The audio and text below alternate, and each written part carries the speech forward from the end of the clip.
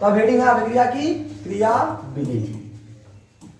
अभिक्रिया की क्रियाविधि किसे कहते हैं तो उसे ध्यान से समझिएगा, छोटे से शब्दों में इसका परिभाषा कर देंगे, खत्म। सही ना। क्रियाविधि क्या होती है? अभिक्रिया की, ऐसे था कि क्रियाविधि, सही ना, मैकेनिज्म ऑफ रिएक्शन।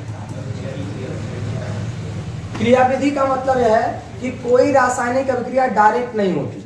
आपको जैसे अगर हमने कोई रिएक्शन लिख दिए, जैसे H2 + Cl2 मिलकर के क्या बनता है? HCl, ऐसा बन सकता है। अच्छा, बैलेंस करना है तो ये 2 बार है, ये 2 बार है, तो हमें क्या लगाना चाहिए? 2 बार। ठीक है, तो हम लोगों को लगता है कि दोनों को आपस में मिलाएं तो ये डायरेक्टली 2HCl बन जाता है, जबकि क्रियाविधि कहती है कि कोई भी रासायनिक अभिक्रिया डायरेक्ट नहीं बनती है। पहले जैसे H और H है तो आपको पता है कि H और H के बीच एक सिंगल बॉन्ड होता है, सही ना। अगला Cl और Cl है तो Cl2 के भी स्ट्रक्चर में क्या होता है? सिंगल बॉन्ड ही होता है। ऐसे ऑक्सीजन रहता तो O और O के बीच में डबल बॉन्ड रहेगा। तो ऐसे ही अगर Cl2 लिखे तो हमने कह दिया इनके बीच में क्या है? Single bond. तो इन क्रियाविधि का मतलब है कि डायरेक्ट नहीं होती, बल्कि इनके बीच का बंध पहले टूटेगा, सही ना। इनके बीच का बंध पहले क्या होगा? टूटेगा, फिर एक दूसरे से आपस में बनेगा। तो उस समय एक समय ऐसा होगा कि जब ये दोनों के बीच बंध टूट रहा हो तो दोनों के बीच बंध जुड़ रहा हो, तो उस स्थिति को कहते हैं मध्यवर्ती। क्या कहते हैं? मध्यवर्ती, जो कि अस्थायी होता है। मध्यवर्ती का मतलब यह है कि इनके बीच जो आप बंध देख रहे हैं, ये बंध पहले क्या होगा? कमजोर होगा, सही ना। ऐसे ही Cl और Cl के बीच भी बंध क्या होगा? कमजोर होगा। जब इनके बीच कमजोर होने का मतलब धीरे धीरे बंध का टूटना स्टार्ट हो जाएगा। जब बंध टूटेगा तो एक साइड से टूटेगा तो दूसरे साइड क्या हो रहा होगा? बंध का निर्माण हो रहा होगा। तो ऐसे इसमें भी बंध का क्या हो रहा होगा? निर्माण। इसको हम क्या बोलते हैं? अच्छा, आप शांत रहिए। तो किसका निर्माण होता है? मध्यवर्ती। देखो, मध्यवर्ती यौगिक उसे कहते हैं जो कोई रियल में यौगिक नहीं होता, बल्कि जैसे हम लोग कोई भी रिएक्शन जब मिलाते हैं, या फिर ऐसे समझिए कि आप एक घर बना रहे हैं, उसमें आपने सीमेंट अलग से लिया, बालू अलग से लिया, पानी अलग से लिया, उनको एक दूसरे में मिलाया। पहले अलग अलग थे तो अभिकारक हो गए। सीमेंट एक अभिकारक है, जल एक अभिकारक है, और बालू भी एक अभिकारक है, रेत, सही ना। तीनों को आपस में मिलाए, मिलाकर इसको बना देंगे तो उसको कहते हैं मसाला, है ना। सब्जी वाला नहीं, वो घर बनाने वाला मसाला। वो मसाला डायरेक्ट तो घर बन नहीं गया, वो एक मध्यवर्ती है, उसका कोई काम नहीं है, वो कुछ समय के लिए है। और उससे ले जाकर के जब घर जोड़ देंगे, इसका पानी में डाल देंगे, जब पक जाएगा तब एक उत्पाद का निर्माण होगा जो कि स्थायी होगा, सही ना। अगर हम कह रहे हैं कि वो जो मसाला है वो गीला है, उसी पे जाकर के तुम चढ़ गए, या फिर कह दो कि नहीं अभी दीवार बनी रहा, या जैसे छत की ढलैया हो गई, सही है ना। आप कह रहे हो भाई ढलैया हो गई, ये पक गया, उत्पाद बन गया है, जाकर उसी पे दौड़ने लगे, वो गिर जाएगा कि नहीं? इसका मतलब वो अस्थायी है, ठीक है। लेकिन जब पक जाएगा तो क्या हो जाएगा? स्थायी हो जाएगा, इसका उत्पाद का निर्माण हो गया। तो ऐसे ही जो ये है ना, ये समझो मसाला है, सही ना, अस्थायी है, इसको मध्यवर्ती कहते हैं। इसके बाद जब इन दोनों के बीच जो अपना खुद का बंध था, ये बंध क्या हो जाएगा? टूट जाएगा पूरी तरह से। तो इधर से बन जाएगा H बॉन्ड Cl, फिर बन जाएगा H बॉन्ड Cl, हो गया 2 बार। यही अभिक्रिया की क्रियाविधि। तो अभिक्रिया की क्रियाविधि किसे कहते हैं? तो आपको बोलना है कि कोई रासायनिक अभिक्रिया सीधे संपन्न नहीं होती, बल्कि अभिकारकों के मध्य जो खुद के मध्य बंध बना होता है, पहले उन बंध का क्या होता है? टूटता है। जब वो बंध टूटेगा तो जो 2 अणु हैं वो दोनों आपस में क्या होंगे? जुड़ेंगे। इससे किसका निर्माण होगा? मध्यवर्ती का निर्माण होगा, जो अस्थायी होता है, कुछ समय के लिए होता है। इसके बाद जब इनके बीच का जो खुद के बीच का बंध था ये पूरी तरह से समाप्त हो जाएगा, तो इससे एक स्थायी उत्पाद का निर्माण होता है, ठीक है। ये पूरी रासायनिक अभिक्रिया के एक प्रक्रम है, तो इसको कहते हैं अभिक्रिया की क्रियाविधि। अब अभिक्रिया की क्रियाविधि के आधार पर अभिक्रियाएं कितने प्रकार की? 2 प्रकार की। पहली है प्राथमिक अभिक्रिया। कौन सी क्रिया भाई?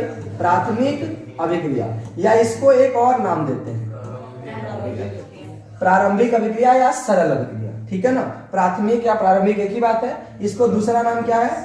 सरल अभिक्रिया, ठीक है भाई। और दूसरा एक और रिएक्शन है जिसको हम जटिल अभिक्रिया या द्वितीयक अभिक्रिया कहते हैं। द्वितीयक अभिक्रिया कहते हैं, सही ना। इसे हम जटिल अभिक्रिया भी कहते हैं। थोड़ा सा यहां पर अगर आप ध्यान दें तो अभिकारक की अपनी कुछ ना कुछ ऊर्जा होगी, सही ना, जिसे हम कहेंगे अभिकारक की ऊर्जा। और मध्यवर्ती बनाने के लिए जितना ऊर्जा होनी चाहिए उसे कहते हैं देहली ऊर्जा।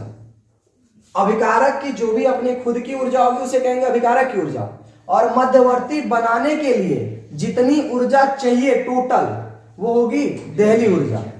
अब भाई देहली ऊर्जा जब टोटल होनी चाहिए तो मध्यवर्ती की अभिकारक ऊर्जा थोड़ा कम है, तो यहां से इनको ऊर्जा दे करके देहली ऊर्जा तक पहुंचाने के लिए जितनी ऊर्जा हमें देनी पड़ती है उसे हम कहते हैं सक्रियण ऊर्जा। यानी कि अभिकारक से मध्यवर्ती बनाने के लिए जो हमें ऊर्जा दिया उस ऊर्जा को हम क्या बोलेंगे, सक्रियण ऊर्जा। इसके लिए भी आपको टेंशन नहीं लेना है भाई, ग्राफ समझाएंगे तो ज्यादा बेटर समझ में आ जाएगा। सक्रियण ऊर्जा, आप अगर सक्रियण ऊर्जा देंगे तभी जाकर के अभिकारक से क्या बनेगा, मध्यवर्ती बनेगा। तो मध्यवर्ती के बाद अच्छा मध्यवर्ती की जो खुद की ऊर्जा होगी उसे हम क्या बोलेंगे, देहली ऊर्जा। तो इसकी जो खुद की ऊर्जा होगी, खुद की ऊर्जा, ये ऊर्जा कहलाएगी देहली, सही है ना। और इसके बाद जो यौगिक बन जाएगा तो हो गया उत्पाद, जो उसकी ऊर्जा होगी उसे हम कहेंगे उत्पाद की ऊर्जा। कोई दिक्कत? तो ये एक सिंपल सा है कि अभिकारक की ऊर्जा, इनको हमने कुछ ऊर्जा दिया जिससे यह ऊर्जा देहली ऊर्जा के बराबर हो गई, तो जितनी ऊर्जा हमने दिया वो ऊर्जा क्या है, सक्रिय ऊर्जा। और ये सक्रिय ऊर्जा की कई बार परिभाषा पूछता है, ठीक है, बहुत सिंपल, अभी ग्राफ से बताएंगे ना तो परिभाषा एक लाइन में खत्म हो जाएगी, ठीक है। और आगे उत्पाद का निर्माण होगा। अब ध्यान समझिए, मध्यवर्ती का निर्माण हो रहा है तो इसमें एक अभिक्रिया है प्राथमिक अभिक्रिया। प्राथमिक अभिक्रिया उसे कहते हैं जिसमें सीधे एक स्टेप में रिएक्शन क्या हो जाती है, समाप्त हो जाती है, सही ना। जब एक स्टेप में रिएक्शन समाप्त हो जाएगी तो आपको यह पता चलेगा कि अभिकारक में कितने अणुओं ने भाग लिया। तो जितने अणुओं ने किसी अभिक्रिया को संपन्न कराने के लिए जितने अभिकारक अणुओं ने टोटल भाग लिया है वो अभिक्रिया की आणविकता कहलाती है। अभिक्रिया की आणविकता कहलाती है। अणु को बोलते हैं मॉलिक्यूल, तो इसको बोलेंगे मॉलिक्युलैरिटी, सही ना, ऑफ रिएक्शन, आणविकता। ध्यान समझिए, ये रिएक्शन आपकी एक लाइन में कंप्लीट हो गई है, जैसे डायरेक्ट यहां मध्यवर्ती बना, डायरेक्ट कंप्लीट हो गई, सही ना। अब कुछ ऐसे रिएक्शंस होंगे जिसमें आपको H और H के बीच संविदलन कराएंगे, फिर कहेंगे एक इलेक्ट्रॉन इनके पास, एक इलेक्ट्रॉन इनके पास, ये मुक्त मूलक हुए, या ऑर्गेनिक में आएगा, सही ना, अभी ये नहीं मिलेगा। ऐसे ही अगर हम Cl2 के बीच दिखेंगे तो दूसरा स्टेप होगा कि एक Cl के बीच संविदलन होगा। संविदलन क्या होता है हम जब आगे आएंगे ऑर्गेनिक में तो समझाएंगे। संविदलन जब होगा तो एक इलेक्ट्रॉन एक के पास, एक इलेक्ट्रॉन दूसरे के पास होगा, ये दो स्टेप हो गई। फिर तीसरे स्टेप में ये मुक्त मूलक उसका, एक मुक्त मूलक इसका आपस में जुड़ करके यौगिक का निर्माण करेंगे। तो ओवरऑल ये 2 से ज्यादा स्टेप लग रहा है, मिनिमम, मतलब 1 से ज्यादा स्टेप, 2 या 2 से अधिक स्टेप में हो रहा है, तो उसको हम बोलते हैं द्वितीयक अभिक्रिया। तो द्वितीयक अभिक्रिया का डिटेल हम जब तब समझाएंगे जब आपके ऑर्गेनिक में आएंगे SN1 और SN2 रिएक्शन, ठीक है। इसको बोलेंगे नाभिक स्नेही प्रतिस्थापन अभिक्रिया, पूरा नाम है।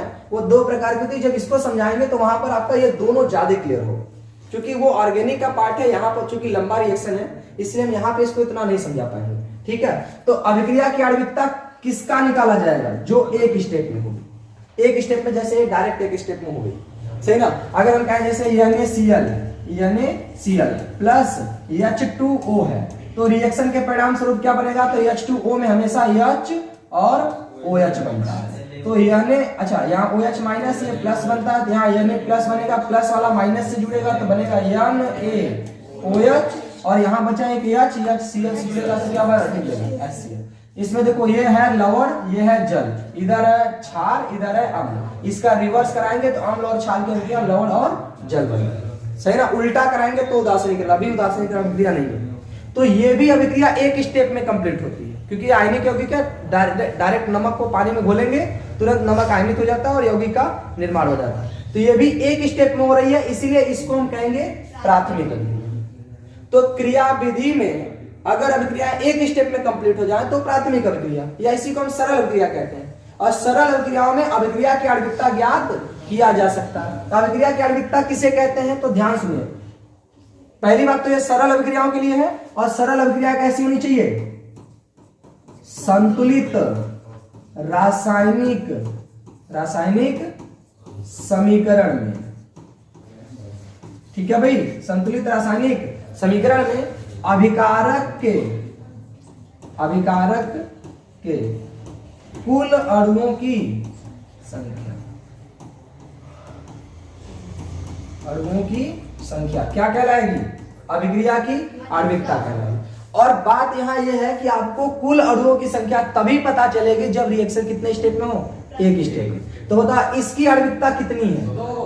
एक और एक, दो। इधर मत चले जाना कि एक इधर भी एक इधर भी है, केवल किसमें? अभिकारक में, क्योंकि मैंने बोला है कि जितने अभिकारक के अणु भाग लेंगे वही, सही है ना। तो इसकी आणविकता हो गई 2। जब 2 आणविकता हो जाता है अभिक्रियाओं को बोलते हैं द्वि अणुक अभिक्रिया, ठीक है भाई।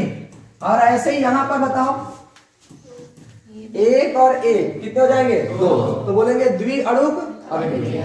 ध्यान सुनो, अगर किसी रिएक्शन में जैसे यहां पर हमने कोई अवस्था लगा दे, अवस्था लिख दे, गैस जनरली, तो उसकी आणविकता 0 मानी जाती है। भले उसके सामने 2 लिखा रहे, 3 लिखा रहे, उसकी आणविकता क्या मानी जाएगी? 0 मानी जाएगी, ठीक है। तो जब लिखा रहेगा तब, नहीं तो डायरेक्ट द्वि अणुक अभिक्रिया है ये भी द्वि अणुक अभिक्रिया है। और अगर हम कहें जैसे एक और रिएक्शन लिखते हैं, जैसे NaOH है प्लस H2SO4, सही है भाई। इसमें रिएक्शन कराएंगे तो बताओ क्या बनेगा? देखो H पे 1 प्लस होता है तो 2H पे 2 प्लस होगा, इसका मतलब SO4 पर -2 होगा, और यहाँ आएगा 2H प्लस।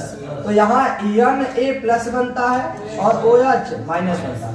तो ये प्लस माइनस से जुड़ेगा, क्रॉस मल्टीप्लाई होगा, 2 का गुणा 1 में होगा 2 हो जाएगा, क्रॉस मल्टीप्लाई इसका गुणा इसमें होगा, सही ना। तो Na2 हो जाएगा, और यहाँ 1 है, 1 का गुणा SO4 में होगा, केवल SO4 ही रहेगा। अच्छा यहाँ 2 रहता तो 2 से गुणा करते तो ट्वाइस लग जाता, लेकिन 2 रहता तो पहले 2 से 2 क्या हो जाता? कट जाता। तो ये बना Na2SO4 प्लस यहाँ H है, यहाँ OH है, तो H और OH मिलके क्या बनता है? H2O। बैलेंस करनी है, यहाँ 2 OH है तो आपको 2 O भी चाहिए, इसको यहाँ 2 लगा दो, जैसे Na2 था ना, 2 लगा देंगे, ये कंप्लीटली क्या हो गया? बैलेंस है। अब ध्यान सुने, इसमें कितने अभिकारक के अणुओं ने भाग लिया? 3, तो बोलेंगे त्रि अणुक अभिक्रिया। कोई दिक्कत? अब बात इतनी सी है बस कि अभिक्रिया में कभी ये अणु की संख्या माइनस नहीं हो सकती। आप जब बैलेंस करोगे तो क्या कभी माइनस लगाओगे क्या? तो ये माइनस नहीं हो सकती, कभी शून्य भी नहीं हो सकती, शून्य भी। अरे भाई गैस का होगा तो कोई एक तो भाग लेगा ना, एक ही ना होगा, तो कभी शून्य भी नहीं हो सकती। तो ना तो 0 हो सकती है और ना ही माइनस हो सकती है, ये दोनों नहीं हो सकती। फिर क्या हो सकती है? प्लस हो सकती है, फ्रैक्शन में हो सकती है। फ्रैक्शन समझते हैं ना, P/Q के रूप में, सही ना। जैसे कहीं बैलेंस करने के लिए 3/2 लगा दिया जाता है, सही ना, ऐसा। तो अभिक्रिया की आणविकता प्लस हो सकती है, बटा में हो सकती है। और अभिक्रिया की आणविकता केवल सरल अभिक्रियाओं का, प्राथमिक अभिक्रियाओं का ज्ञात किया जा सकता है, द्वितीयक अभिक्रियाओं का ज्ञात नहीं किया जा सकता। अभिक्रिया की आणविकता केवल रासायनिक समीकरण को देख करके बताया जा सकता है।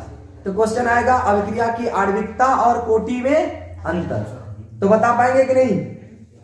तो बताइए प्राथमिक अभिक्रिया में कोई दिक्कत? परिभाषा क्या है? ऐसी रासायनिक अभिक्रिया जो केवल एक स्टेप में यानी एक चरण में कंप्लीट हो जाती है, उसे हम क्या कहते हैं? प्राथमिक अभिक्रिया। प्राथमिक अभिक्रिया में जब एक चरण में कंप्लीट हो जाएगी तो अभिक्रिया को पूर्ण कराने के लिए जितने अभिकारक अणु भाग लेते हैं उसे अभिक्रिया की आणविकता कहते हैं। तो अभिक्रिया की आणविकता जैसे 1, 2, 3 रिएक्शन हमने बता दिया, चूंकि ये फर्स्ट स्टेप की रिएक्शन थी।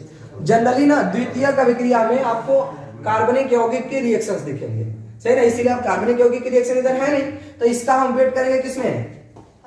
ऑर्गेनिक में। ऑर्गेनिक में जब हम आपको ये बताने लगेंगे तो उसी समय आपको द्वितीयक अभिक्रिया समझाएंगे, ठीक? किसी कोई दिक्कत भाई? और ध्यान सुनो, अभिक्रिया की आणविकता जो होती है, अगर हम इसको यम से दिखा दें तो ये greater than equal to, sorry less than equal to 4 होती है। इसका मतलब या तो 4 मैक्सिमम हो सकती है या तो 4 से छोटा ही रहेगा, 4 से बड़ा नहीं होगा, ठीक है। तो ये अभिक्रिया की मैक्सिमम, तो इसीलिए अभिक्रिया की आणविकता के आधार पर अभिक्रिया जैसे एक अणु का अभिक्रिया तो उसको एक अणु का अभिक्रिया कहते हैं, द्वि अणु का अभिक्रिया, त्रि अणु का अभिक्रिया और चतुर्थ अणु का अभिक्रिया, इसके आगे नहीं बढ़ती, ठीक है। तो ये हो गया अभिक्रिया की आणविकता। किसी कोई दिक्कत भाई? द्वितीयक अभिक्रिया को हम लोग आगे समझेंगे, उससे पहले हम लोग ये समझ लेते हैं कि अभिक्रिया की आणविकता और कोटि में अंतर। तो हेडिंग क्या है हमारा? अभिक्रिया की अभिक्रिया की आणविकता, सही है ना। और एक साइड लिख देते हैं कोटि में क्या लिखना है, अंतर लिखना है। तो देखिए सबसे पहली बात, अभिक्रिया की आणविकता रासायनिक समीकरण से देखकर बताई जा सकती है, से ज्ञात किया जा सकता है। जबकि अभिक्रिया की कोटि ये क्या रासायनिक समीकरण से बताया जा सकता है, बात नहीं भाई, रासायनिक समीकरण से ज्ञात नहीं किया जा सकता, ठीक है, क्योंकि ये पूरी तरह से प्रयोगों पर डिपेंड होता है। दूसरा ये कि अभिक्रिया की आणविकता जो होगी ये या तो पॉजिटिव होगी या तो फ्रैक्शन में होगी, जैसे P/Q, जबकि ये अब कोटि को n से दिखाते हैं, n आपका क्या होता है,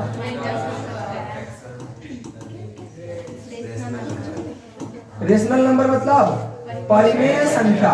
परिमेय संख्या का मतलब है प्लस भी हो सकता है, माइनस भी हो सकता है, शून्य भी हो सकता है। जीरो ना तो प्लस है ना तो माइनस है, ये एक स्वतंत्र संख्या है, ठीक है। ऐसे ही P/Q, ठीक है।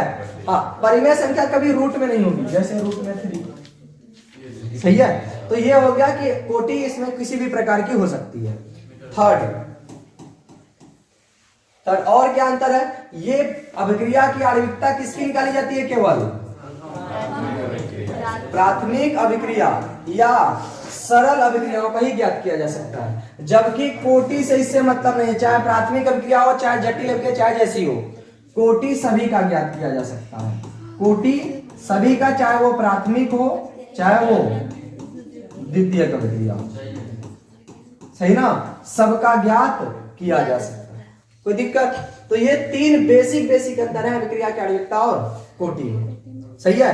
तो फर्स्ट हमारा जो हेडिंग था वो क्या है, अभिक्रिया की क्रियाविधि। क्रियाविधि में क्या बताया हमने कि कोई रासायनिक अभिक्रिया सीधे संपन्न नहीं होती। अभिक्रिया को होने के लिए, अभिक्रिया को होने की मतलब अभिक्रिया जब होती है तो उसमें पहले एक मध्यवर्ती का निर्माण होता है जो अस्थायी होता है तथा कुछ समय पश्चात ये उत्पाद में परिवर्तित हो जाता है, ठीक है ना। तो हमने कहा देखे, अब इनकी जो ऊर्जा खुद की है वो कहलाएगी अभिकारक की ऊर्जा। फिर इनको ऊर्जा इतना दिया जाए कि मध्यवर्ती का निर्माण हो सके, उसे कहेंगे सक्रिय ऊर्जा, जो आपने दिया है, सही ना। और जो मध्यवर्ती की ऊर्जा होगी उसे कहेंगे दहली ऊर्जा। इसके बाद जब ये कन्वर्ट हो जाएगा उत्पाद में तो ऊर्जा होगी उत्पाद की ऊर्जा, सही ना। इसके बाद हमने कहा क्रियाविधि के आधार पर दो प्रकार की, प्राथमिक और द्वितीय। अभी क्रियाविधि खत्म नहीं है, क्रियाविधि में ही है आर्हेनियस सिद्धांत, सही ना। तो क्रियाविधि में अब आर्हेनियस जी वही समझाएंगे कि सक्रिय ऊर्जा क्या है, यही सारी चीजें, ठीक है। तो क्रियाविधि में ही आर्हेनियस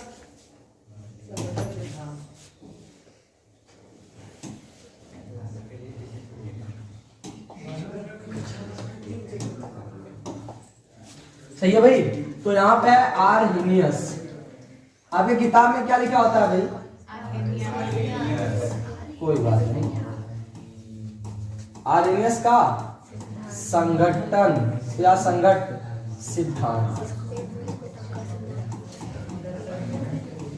संघटन को कोलिजन कहते हैं, तो कोलिजन थियरी ऑफ आर्हेनियस। या किसी के नाम हो तो हम लोग ऐसे लिखते हैं, आर्हेनियस का अंग्रेजी क्या होगा भाई, क्या यही है, कहाँ, यहाँ,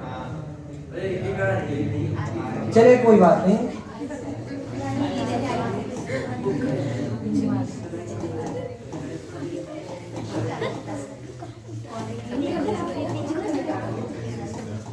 अरे भाई मेरी अंग्रेजी कमजोर है, तुम लोग कहाँ अंग्रेजी पे जाते हो जी, सही ना। बस इतना समझो कि उसको बोलते क्या है ना, ताकि कभी कोई शब्दों में बोले तो आप समझ जाओ, ठीक।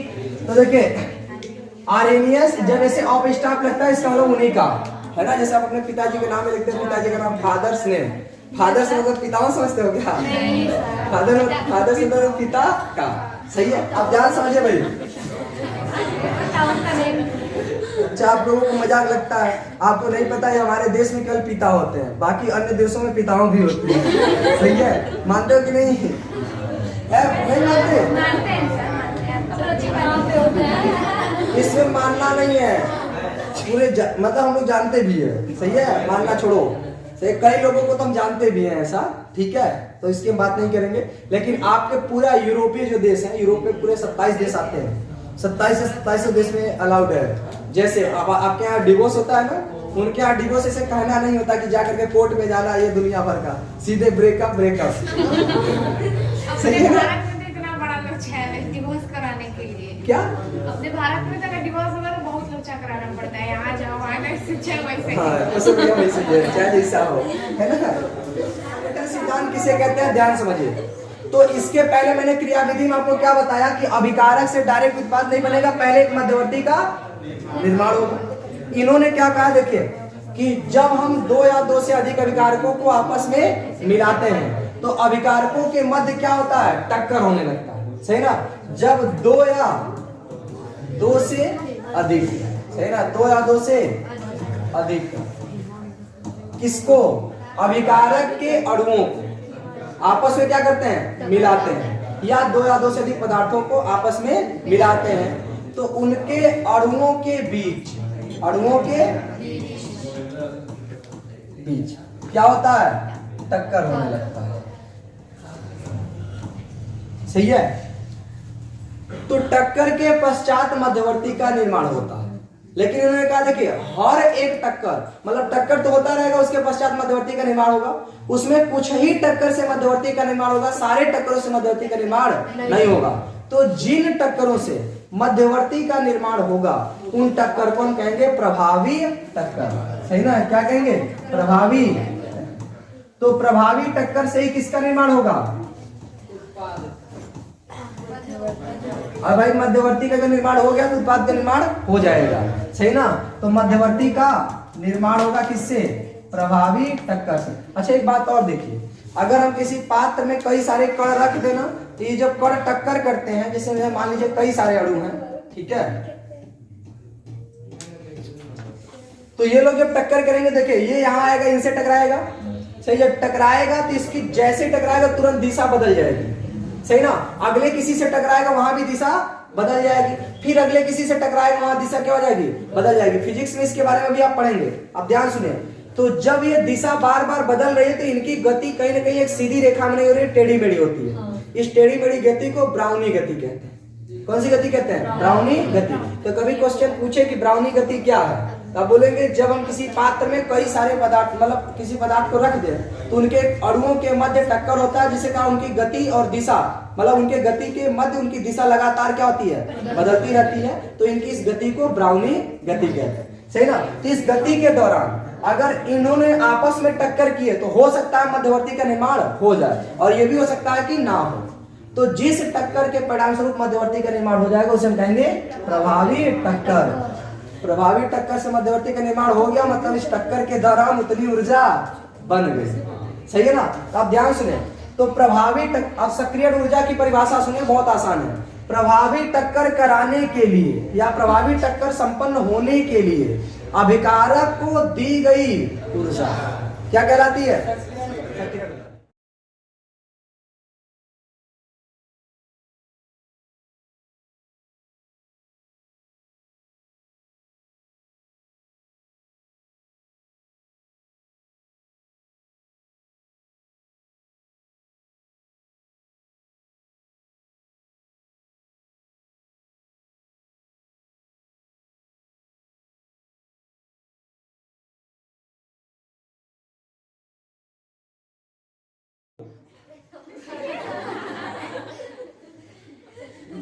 अभिक्रिया।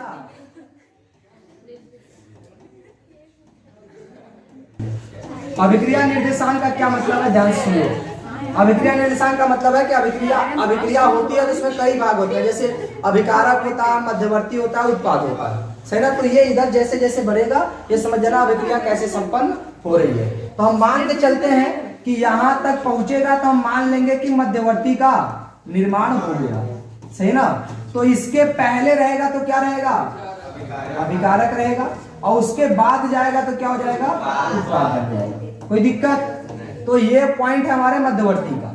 अब ध्यान समझिए कि ये ऊर्जा दिखा रहा है, तो हमारे अभिकारक के पास भी कुछ ना कुछ ऊर्जा पहले से होती है। इस दुनिया में कुछ कोई भी पदार्थ हो, आप कुछ भी जब खाते हैं ना तो उसमें ऑलरेडी ऊर्जा होती है, और हम कह रहे हैं नहीं खाते, जो खाने लायक नहीं भी पदार्थ है उसमें भी कुछ ना कुछ ऊर्जा होती है, लेकिन वो बस आपके खाद्य पदार्थ में नहीं आते। जैसे पत्थर, उसमें ऊर्जा होती है भाई, तभी तो तोड़ते हो तो आपको ऊर्जा देनी पड़ती है, तो नहीं, सही है ना। तो ध्यान समझिए, एक कोई ना कोई एक लिमिटेशन होगी उस ऊर्जा की जो अभिकारक होगा। तो अभिकारक की इस ऊर्जा को हम क्या बोलेंगे, अभिकारक की ऊर्जा। इसके बाद इनको हम, अच्छा मान लीजिए मध्यवर्ती है ना, तो इस मध्यवर्ती की ऊर्जा का लिमिटेशन यहाँ है, तो इस ऊर्जा के सामने जो भी लाइन पड़ेगी,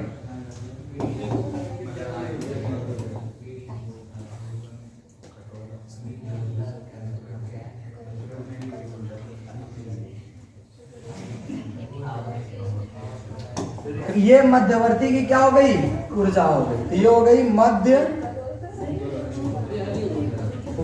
हाँ मध्यवर्ती की ऊर्जा मतलब देहली ऊर्जा। देखो मध्यवर्ती के लिए जो ऊर्जा चाहिए, इस ऊर्जा को हम क्या बोलते हैं, देहली ऊर्जा, ठीक। और जो यहाँ पे रहेगी ऊर्जा जो अभिकारक की होगी, उसे हम बोलेंगे अभिकारक की ऊर्जा। कोई दिक्कत? अब ध्यान समझिए, अभिकारक की ऊर्जा कुछ है तो इनके अणुओं के मध्य कुछ ना कुछ टक्कर होता रहेगा। अब इस ऊर्जा को हमें पहुंचाना कहाँ है, देहली ऊर्जा तक, तो हमें इनको कुछ ना कुछ क्या करनी पड़ेगी, ऊर्जा देनी पड़ेगी। इनको हम ऊर्जा देते जाएंगे तो अभिकारक की ऊर्जा बढ़ने लगेगी। अभिकारक ऊर्जा बढ़ते बढ़ते बढ़ते बढ़ते कहां तक पहुंचेगी, एक लिमिटेशन तक, तो यहां तक पहुंच गई, इसका मतलब मध्यवर्ती का निर्माण हो गया। तो इस ऊर्जा को हम बोलते हैं देहली ऊर्जा। अब जैसे देहली ऊर्जा तक पहुंच गया ना, तो इसका मतलब है कि अब मध्यवर्ती बन गया तो उत्पाद ऑटोमेटिक बन जाएगा। तो जब उत्पाद बनेगा ना, तो हमेशा उत्पाद बनते समय ऊर्जा क्या होती है, घटती है। ऊर्जा क्या होती है, घटती है। और ऊर्जा घटने के बाद दो ऑप्शन आ सकता है, हो सकता है कि ये वाला जो लिमिटेशन देख रहा हूं इससे क्या हो, ऊपर हो। एक और कंडीशन बन सकती है कि जो ये वाली ऊर्जा हो इससे भी क्या हो जाए, नीचे। तो किसी अभिक्रिया को संपन्न कराने के लिए पहले आपको ऊर्जा देनी होती है हमेशा। इसके बाद अगर उस अभिक्रिया को हो जाने के पश्चात जितना आपने ऊर्जा दिया उससे ज्यादा ऊर्जा निकल गई, इसका मतलब है कि उसने अभिक्रिया ने उष्मा बाहर दिया है, सही ना। जैसे आपने 10 जूल ऊर्जा दिया उसको होने के लिए, लेकिन अभिक्रिया जब होने लगी तो उन्हें 20 जूल ऊर्जा बाहर निकाल दिया, इसका मतलब वो उष्मा छेपी थी, सही ना। और अगर आपने 10 जूल दिया, इसका अभिक्रिया हुई लेकिन उष्मा बाहर निकला 8 जूल, इसका मतलब 2 जूल एक्स्ट्रा उसने लिया है, तो उसे बोलेंगे उष्मा शोषी। तो अगर उत्पाद यहीं तक उत्पाद की ऊर्जा बन जा रही है, इसका मतलब हमने इतना दिया था। अगर हम अपना लिमिटेशन मिलाए हैं तो हमने कुछ इतना ऊर्जा दिया था लगभग, सही ना। लेकिन जो उत्पाद बना इसकी ऊर्जा इतना है, सही है भाई। तो ये है उत्पाद की ऊर्जा और ये है अभिकारक की ऊर्जा। तो कहीं ना कहीं ये ऊर्जा एक्स्ट्रा है कि नहीं। जब ये ऊर्जा एक्स्ट्रा है इसका मतलब अभी आपने ऊर्जा दिया है, तो अभी अभिक्रिया क्या कहलाएगी, उष्मा शोषी, क्योंकि अभी इसने उष्मा लिया, ठीक है। लेकिन अगर किसी ग्राफ में ये ग्राफ इतना नीचे है कि इससे भी नीचे चला जाए, इसका मतलब अभी उत्पाद की ऊर्जा अभिकारक ऊर्जा से कम है, तो इसका मतलब है कि अभिक्रिया जब संपन्न हुई है तो ये उष्मा को क्या किया है, बाहर निकाली है, उसे बोलेंगे उष्मा।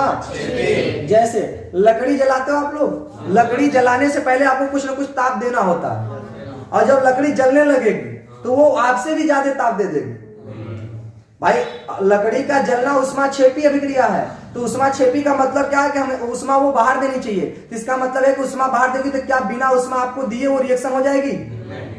तो यही इसीलिए ये ग्राफ ऐसा बनता है कि पहले कोई भी अभिक्रिया हो वो उष्मा छेपी ही क्यों ना हो, उष्मा देगी फिक्स है, लेकिन उससे पहले आपको उसको कुछ ना कुछ उसको उष्मा आपको खुद देना पड़ेगा। उष्मा मतलब ताप, ताप मतलब ताप दे रहा हो तो वो उसमें ऊर्जा है, सही ना। तो आपने कुछ ना कुछ पहले उसको ऊर्जा दिया ताकि वो कहां तक पहुंचे, देहली ऊर्जा। तो जो लकड़ी का जलाते हो तो जो आप ऊर्जा देते हो वो ऊर्जा इसलिए देते हो ताकि एक मध्यवर्ती का निर्माण हो सके।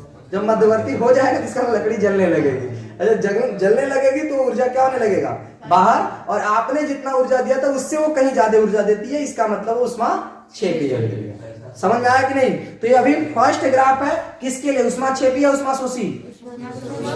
ये हो गया उष्मा शोषी। उष्मा शोषी क्यों हुआ है, क्योंकि इसमें उत्पाद की ऊर्जा अभिकारक की ऊर्जा की अपेक्षा अधिक है, तो इसका मतलब इसने कुछ ना कुछ ऊष्मा लिया है, इसलिए ऊष्मा शोषी। अब ध्यान समझिए, ये ऊर्जा हो गई अभिकारक की ऊर्जा, तो ये ऊर्जा हो गई उत्पाद की ऊर्जा, तो ये ऊर्जा हो गई दहली ऊर्जा। तो यहां समझिए, ये उत्पाद बना ना, तो आपने तो यहां से ना ऊष्मा देना शुरू किया है, तो यहां से ले करके जो ये वाली ऊष्मा है इसको हम कहते हैं सक्रिय। अब तुम्हें सक्रिय ऊर्जा का 3 से 4 परिभाषा बोलेंगे। सबसे फर्स्ट परिभाषा कि अभिकारक से मध्यवर्ती के निर्माण के लिए अभिकारक को दी गई ऊर्जा सक्रिय ऊर्जा कहलाती है। फर्स्ट परिभाषा खत्म। सेकंड, अभिकारक के अणुओं के मध्य प्रभावी टक्कर कराने के लिए अभिकारक को दी गई ऊर्जा सक्रिय ऊर्जा कहलाती है। या ये थर्ड देखिए, अभिकारक से उत्पाद बनाने के लिए अभिकारक को दी गई ऊर्जा, ताकि अभिकारक ऊर्जा सक्रिय दहली ऊर्जा के बराबर हो जाए। सही ना, उस ऊर्जा को क्या कहते हैं? सक्रिय ऊर्जा। कोई दिक्कत? सक्रिय ऊर्जा की परिभाषा बहुत ज्यादा इंपॉर्टेंट है। ये पेपर में आपके पूछे ना पूछे, लेकिन अर्धवार्षिक में 100% हो सकता है पूछ ले, क्योंकि जानते हो पेपर ऐसे बनता है ना, कुछ क्वेश्चन अर्धवार्षिक में बनते हैं तो कुछ क्वेश्चन वार्षिक में बनते हैं। आपके कई सारे अर्धवार्षिक के क्वेश्चन वार्षिक में मैच करते हैं, लेकिन बहुत ही कम। सही है, क्योंकि अगर अर्धवार्षिक वाला मैच करेगा तुम लोग तो आधा ऑलरेडी कर लोगे। सही है, इसलिए कम ही मैच करता है, तो ये कहीं ना कहीं परिभाषा आपसे पूछा जा सकता है। तो बताओ सक्रिय ऊर्जा समझ में आई? ग्राफ से बता सकते हैं कि नहीं उष्मा शोषी या उष्मा छेपी? तो अब एक बार उष्मा छेपी वाला भी बना लें, ठीक है? तो चलिए भाई उष्मा छेपी का भी देख लेते हैं।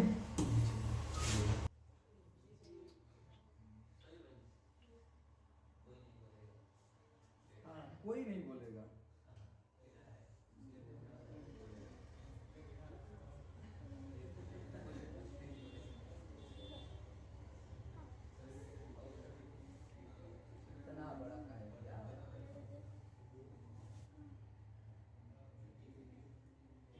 लंबवत है,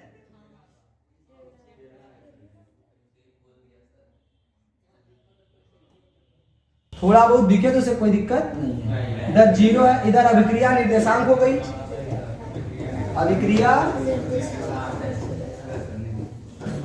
निर्देशांक। सही है, इसमें बीच में कहीं ना कहीं क्या होगा? मध्यवर्ती बनेगा, तो इससे पहले अभिकारक रहेगा, उसके बाद में उत्पाद होगा। ये अब इसमें नहीं लिखेंगे, वो इसमें ऑलरेडी लिखा हुआ है। सही ना, तो इसकी जो ऊर्जा होगी, इसकी जो क्या होगी ऊर्जा, वो ऊर्जा क्या कहलाएगी? दहली ऊर्जा। तो ये यहां तक मान लेते हैं कि है, तो यहां से लेकर के इधर तक पहुंचेगा, तो ये ऊर्जा कौन सी ऊर्जा है भाई? तो इस ऊर्जा को हम बोलेंगे दहली ऊर्जा। यानी इस साइड हम ओवरऑल ऊर्जा ही दिखा रहे हैं। सही ना, तो इधर साइड हम क्या दिखा रहे हैं? ऊर्जा दिखा रहे हैं। बताओ इन सभी में से सक्रिय ऊर्जा, अभिकारक ऊर्जा, उत्पाद की ऊर्जा, दहली ऊर्जा, सब में सबसे ज्यादा कौन है? दहली ऊर्जा सबसे ज्यादा है। बहुत बढ़िया। तो कुछ ना कुछ उत्पाद अभिकारक की ऊर्जा रही होगी, तो मान लेते हैं वो यहाँ है। ये किसका हो गया? अभिकारक यानी रिएक्टेंट, ऐसे लिखते हैं रिएक्टेंट की ऊर्जा, और उत्पाद यानी प्रोडक्ट की ऊर्जा। सही ना, तो इसको हम अगर ऊर्जा देना स्टार्ट करेंगे, अगर ऊर्जा इसको हम देंगे तो ऊर्जा क्या होगी? इसको अगर ऊर्जा हम देना स्टार्ट करेंगे तो ऊर्जा धीरे धीरे बढ़ेगी बढ़ेगी बढ़ेगी, यहां तक पहुंचेगी। सही ना, अब इससे ज्यादा तो नहीं जाएगी। अब आपको ऊर्जा देना क्या कर देना है? बंद कर देना। तो जो ये ऊर्जा आपको दिख रही है, ऊर्जा है अभिकारक की। अब जब उत्पाद बनेगा तो ये ऊर्जा का ग्राफ क्या होगा? नीचे आएगा, क्योंकि जब अभिक्रिया होने लगती है तो हमेशा उष्मा बाहर निकलती है। अभिक्रिया से मध्यवर्ती बनने तक उष्मा लेती है और मध्यवर्ती के बाद उष्मा देती है। लेकिन अगर स्टार्टिंग से ज्यादा दे देगी तो मतलब उष्मा छिपी हो गया। तो ये ऐसे ग्राफ नीचे आता जाएगा आता जाएगा आता जाएगा और बहुत ही नीचे। अब ये जो ऊर्जा है ना, ये ऊर्जा किसकी है? उत्पाद की ऊर्जा। ये ऊर्जा की हो गई, और ये ऊर्जा किसकी है? कुछ ऐसा ग्राफ बना है। तो ये हो गया किसका? अभिकारक का। किसका हो गया भाई? अभिकारक का। और ये किसका है? तो इस प्रक्रम में अभिक्रिया ने जितना आपने ऊर्जा दिया तो उससे ज्यादा नीचे हो गई। इसका मतलब इसमें उष्मा क्या होगा? बाहर। तो इसको बोलेंगे उष्मा छेपी प्रक्रम। उष्मा छेपी प्रक्रम। कोई दिक्कत किसी को? अब बताओ इसमें दहली ऊर्जा कौन है? ये है सक्रिय ऊर्जा। सक्रिय, ये जो ग्रीन से दिखाया गया है यह सक्रिय ऊर्जा। और ये टॉप वाला क्या है? दहली ऊर्जा। ये क्या है? अगर हम कहें सक्रिय ऊर्जा निकालना है तो दहली में से अभिकारक ऊर्जा घटा दें। यहां भी देखो, अगर सक्रिय ऊर्जा निकालना है तो दहली में से अभिकारक ऊर्जा घटा दें। तो सक्रिय ऊर्जा का उम्मीद है परिभाषा आपको समझ में आ गया होगा। इनका सिद्धांत थ्योरेटिकल, सिद्धांत क्या है? थ्योरेटिकल। इसमें पॉइंट वाइज हम आपको सीधे लिख पाएंगे, अभी हम इसको यहाँ पर बताएंगे। तो यहाँ तक समझ आया कि नहीं? अब ध्यान सुनो, इस सब पहली बात तो इन्होंने ओवरऑल किसको क्लियर किया? सक्रिय ऊर्जा। सक्रिय मतलब होता है एक्टिव, सक्रिय मतलब क्या होता है? तो इसको बोलेंगे एक्टिवेशन एनर्जी, सही ना? तो प्रदर्शित ऐसे करेंगे, ऊर्जा है इसीलिए ई से, और एक्टिवेशन नाम है इसीलिए ए से, तो प्रदर्शित किया जाता है ई ए। कोई दिक्कत समझाया कि नहीं? अब इस सक्रिय ऊर्जा में ऊष्माक्षेपी ऊष्माशोषी के लिए हो गया। अब देखते हैं कि सक्रिय ऊर्जा, चूंकि आपको ये बात पता है कि जब हम उत्प्रेरक लगाएंगे ना तो अभिक्रिया जल्दी हो जाती है, तो इसका मतलब सक्रिय ऊर्जा को इफेक्ट करता है कि नहीं? तो अब अगर आपसे कोई पूछेगा कि उत्प्रेरक अभिक्रिया के वेग को प्रभावित क्यों करता है, क्योंकि रियल में वो अभिक्रिया के वेग को नहीं, सक्रिय ऊर्जा को प्रभावित करता है, इसलिए अभिक्रिया का वेग या तो बढ़ती है या तो घटती है। तो हम हेडिंग डालेंगे कि सक्रिय ऊर्जा पर उत्प्रेरक का प्रभाव, सही है ना? तो नेक्स्ट हेडिंग हमारी क्या होगी? सक्रिय ऊर्जा पर किसका? उत्प्रेरक का। बाई ग्राफ इसको भी समझेंगे। नॉर्मली आप डायरेक्ट थ्योरी में क्या लिखेंगे कि उत्प्रेरक की उपस्थिति में अभिक्रिया में सक्रिय ऊर्जा प्रभावित होती है, लेकिन बढ़ती है या घटती है ये हम ऐसे नहीं बोलेंगे। एक बात बताओ, अभिक्रिया, आपको ये बात पता है कि जनरली या मैक्सिमम 95% उत्प्रेरक अभिक्रिया के वेग को बढ़ाते हैं। स्टार्टिंग में आया था ना उत्प्रेरक का प्रभाव, लेकिन वो सक्रिय ऊर्जा के लिए नहीं था, वेग पर। और कुछ 5% उत्प्रेरक ऐसे होते हैं जो अभिक्रिया के वेग को घटाते हैं। तो अभी हम कहने जा रहे हैं कि सक्रिय ऊर्जा के लिए अभिक्रिया उत्प्रेरक क्या करेगा। तो देखो, सक्रिय ऊर्जा अगर ज्यादा है, सक्रिय ऊर्जा क्या है? ज्यादा है, इसका मतलब हमें ऊर्जा ज्यादा देनी पड़ रही है अभिक्रिया को होने के लिए। सक्रिय ऊर्जा कम है, इसका मतलब हमें ऊर्जा कम देनी पड़ रही है अभिक्रिया को होने के लिए। तो अगर हम धनात्मक उत्प्रेरक, धनात्मक मतलब जो अभिक्रिया के वेग को बढ़ाएं, अगर हम धनात्मक उत्प्रेरक का प्रयोग करेंगे तो उत्प्रेरक क्या करेगा? इस सक्रिय, ये जो दहली ऊर्जा है ना, दहली ऊर्जा, इसको क्या कर देगा? नीचे कर देगा, डाउन कर देगा। जब डाउन कर देगा तो हमारी सक्रिय ऊर्जा भी क्या हो जाएगी? कम हो जाएगी। तो यानी धनात्मक उत्प्रेरक दहली ऊर्जा को कम कर देते हैं, जिससे सक्रिय ऊर्जा कम हो जाती है और अभिक्रिया स्पीड में होती है और कम ही ऊर्जा में संपन्न हो जाती है। धनात्मक उत्प्रेरक। अगर ऋणात्मक उत्प्रेरक लेंगे तो वो दहली ऊर्जा को और बढ़ा देगा और सक्रिय ऊर्जा और बढ़ जाएगी। तो अभिक्रिया को और ज्यादा ऊर्जा देंगे तब जाके संपन्न होगी, इसका मतलब अभिक्रिया देरी से संपन्न होगी, सही है? तो यही हम यहाँ पे ग्राफ बनाने जा रहे हैं, ठीक है ना?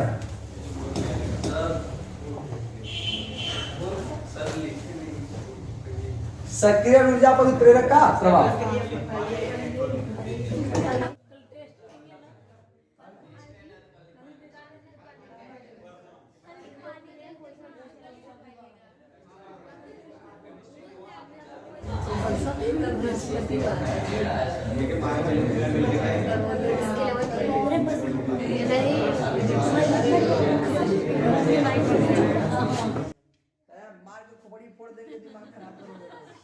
शांत रहो, समझ नहीं आ रहा है? चलो भाई, यहाँ पे 0 है, इधर जाएंगे तो अभिक्रिया निर्देशांक, और इधर की तरफ क्या दिखेगी भाई? ऊर्जा। नॉर्मल जो रिएक्शन दिखेगी, इधर बीच में कहीं ना कहीं क्या होगा?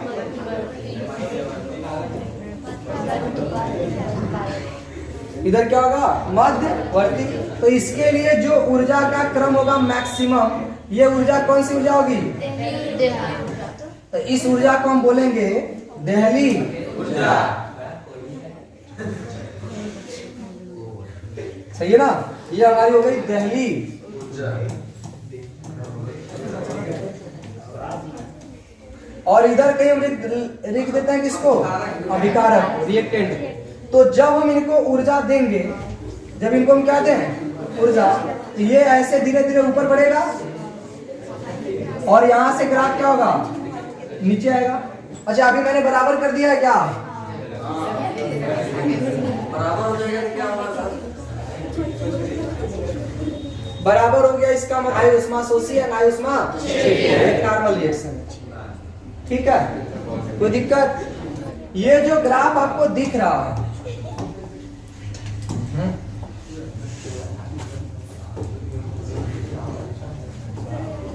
को डॉट लाइन बना रहे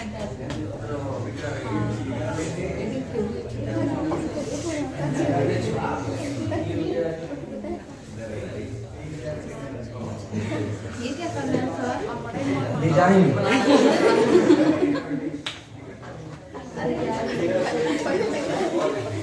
अब ध्यान से भाई ऐसा क्यों कर रहे हैं, क्योंकि ये वो रास्ता होता जब हम उत्प्रेरक का यूज नहीं करते। अगर हम उत्प्रेरक का यूज कर रहे हैं तो कहीं ना कहीं ये दहली ऊर्जा क्या हो जाएगी नीचे, तो ये होता, लेकिन वास्तव में ये कुछ अभिक्रिया उल्टा चलेगी। उल्टा कैसे, तो उसको देख।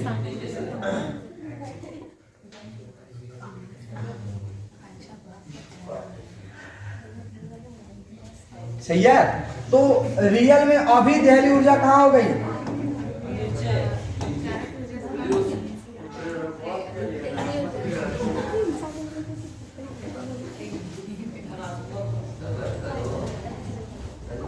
ये है अब, ठीक है, क्योंकि हमने उत्प्रेरक का यूज किया तो दहली ऊर्जा आ गई नीचे। इसको कहते हैं कि इन्होंने अपना रियल नहीं बल्कि एक वैकल्पिक पथ प्राप्त कर लिया। रियल पथ ऊपर था, अब ये वास्तव में था तब जब आपने उत्प्रेरक का प्रयोग नहीं किया था। तो जैसे उत्प्रेरक का प्रयोग किया तो दहली ऊर्जा ने अपने वास्तविक पथ को छोड़ दिया।